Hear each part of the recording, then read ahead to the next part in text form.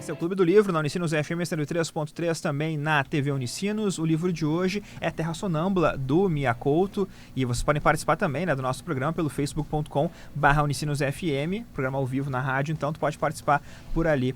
Camila Kiel, temos convidado agora então para conversar conosco?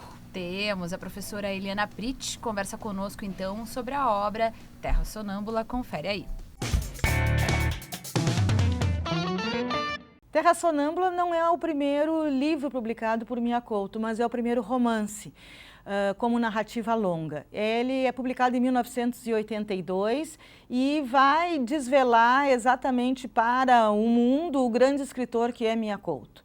Recebeu com esse livro o prêmio de melhor livro africano daquele ano.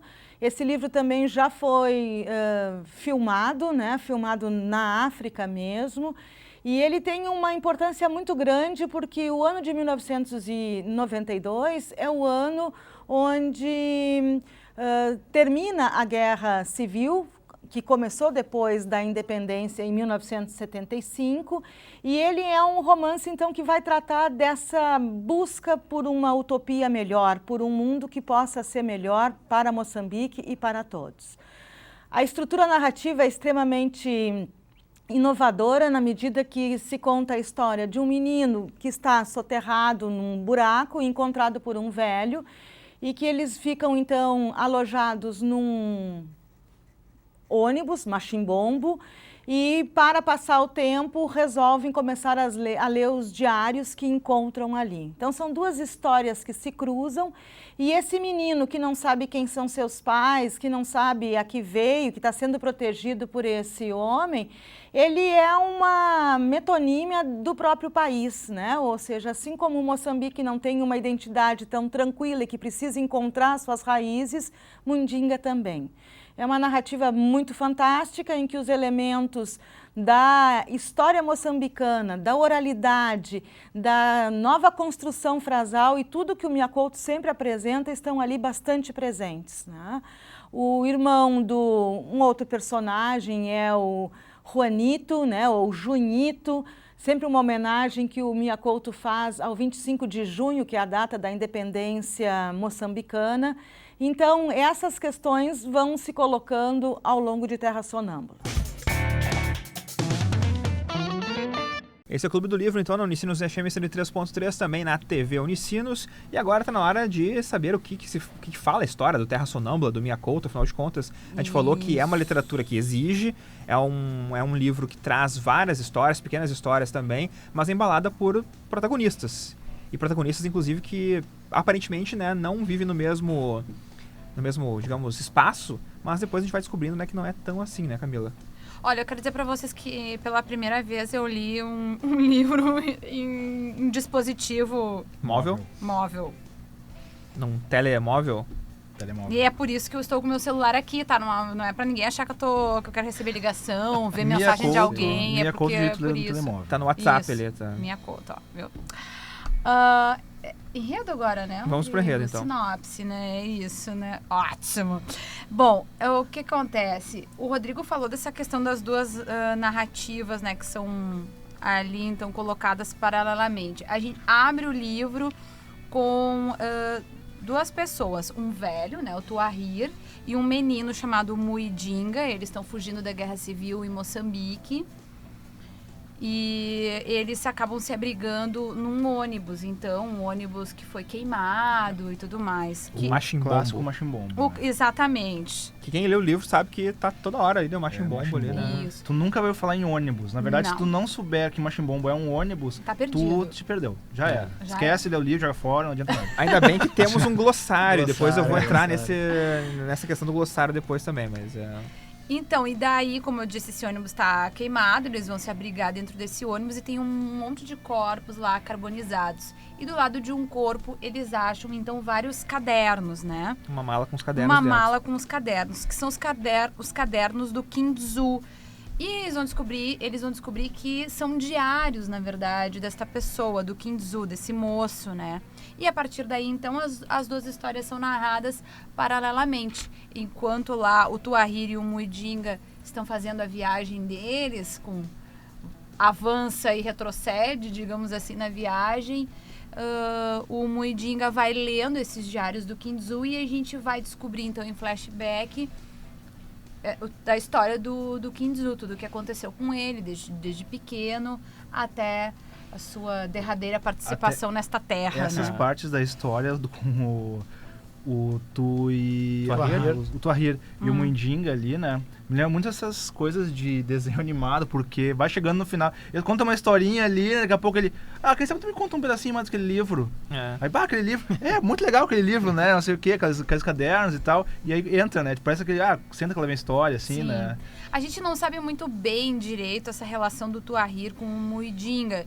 Quer dizer, não sabe. A gente sabe o que o Tuahir diz pro Muidinga, na realidade. Porque o Muidinga diz que quer procurar os pais. E aí o Tuahir fica dizendo, o que tu quer saber dos teus pais, né? Porque afinal de contas eles te abandonaram, eu te achei. Na guerra, inclusive, filho é um problema e tal, ele diz, né? Que filho só atrapalha na guerra. Eu te curei, então, que achou ele doente, muito mal, Ele à beira da conta morte. umas 3 histórias, eu acho até nisso aí. Na primeira vez que ele fala, ele chega a dizer que, eu sou teu pai. Ele conta uma história, não é eu que sou teu pai, não tem que me chamar de tio nem nada e tal, né? E vai seguindo nisso daí, né? Aí quando depois a história que ele tirou não sei da onde, que a mãe morreu, e vai criando algumas histórias pra tentar fazer o Muidinga esquecer dessa... não esquece, não deve procurar.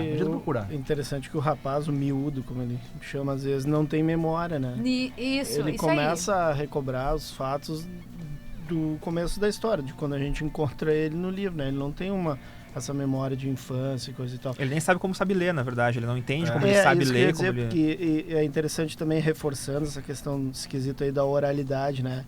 Ele lê pro Tuahir, né? Porque o Tuahir não sabe ler. Aí ele vai contando no decorrer do livro, como a Camila colocou, capítulo por capítulo. Aí é quase que intercalado. Acho que todos eles são intercalados. Sim, né? são 24 capítulos. 12 de um lado e 12 do... A história do Muidinga e o Tuahir. E aí ele sempre lê, né, pro Tuahir, pra ele, lógico, um capítulo do Kinzu, né?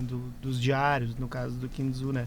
Mas reforça essa questão da oralidade, né? E é curioso como a história do Kinzu também se reflete na história do Muidinga, né? Porque o Kinzu, ele tem uma história triste com o pai, né? O pai não era um sujeito muito próximo, era uma pessoa, sabe, meio difícil de trato, assim. E a partir dos diários do Kinzu também a gente vai vendo mais lado fantástico da história, né? Porque o pai do Kinzu, ele morre, não é enterrado, ele é colocado no mar e o espírito dele acaba voltando.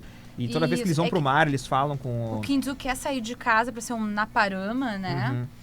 Mas é um guerreiro, né? É um guerreiro, mas o pai dele diz que ele não pode sair de casa, que se ele sair de casa, então... e aí o pai dele já é um espírito, né? Preciso dizer isso. Então o pai dele diz, olha, se sair de casa, o pai dele como espírito, né?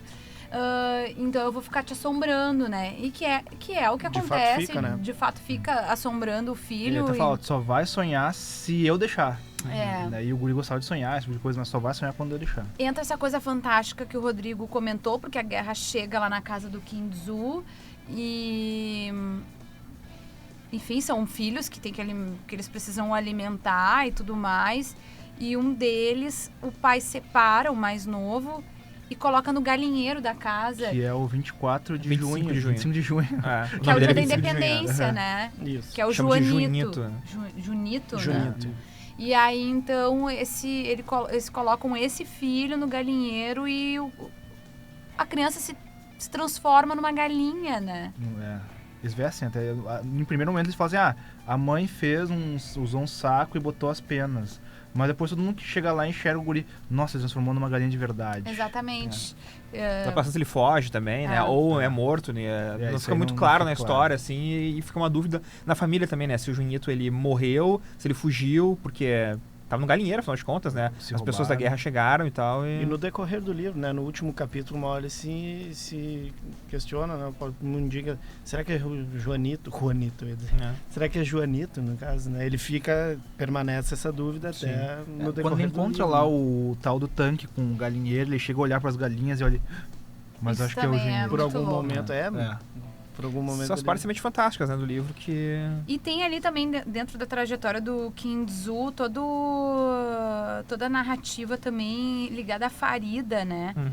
que é uma moça que tem uma história de vida super sofrida, né? Ela tem um filho e depois... Ela é violentada, né? Ela é violentada, depois a gente pode entrar um pouco mais até a fundo nessa história. E aí ela dá esse filho, então, né? Ela não fica com esse filho. E o Kim Tzu vai cruzar o caminho da Farida e vai ficar com esse compromisso de encontrar o filho dela, Gaspar, né? Então, isso também é uma narrativa bem interessante e as coisas que vão se desdobrar por aí, porque como ele vai ter que encontrar o Gaspar, né, o filho da Farida, ele vai fazer uma jornada bem periclitante ali, né? E essa é uma coisa estranha também do livro, né?